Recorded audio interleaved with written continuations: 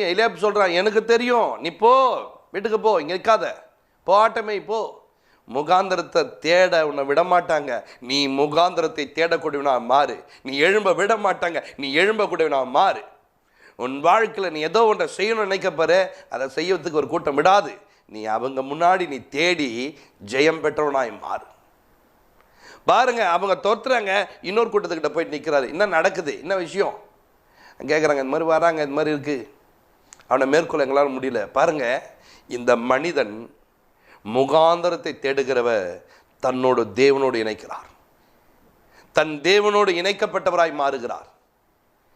எந்த மனிதன் யுத்தம் பண்ண வருகிறான், எந்த மனிதன் யுத்தம் பண்ணன்னு சொல்லிட்டு தேவனை நிர்ணயிக்கிறானோ, அந்த தேவனை தன்னோடு கூட வைத்துக்கொண்டு அங்கே போய் யுத்தத்துக்கு போய் நின்று ஒரு முகாந்தரத்தை தேடினார்.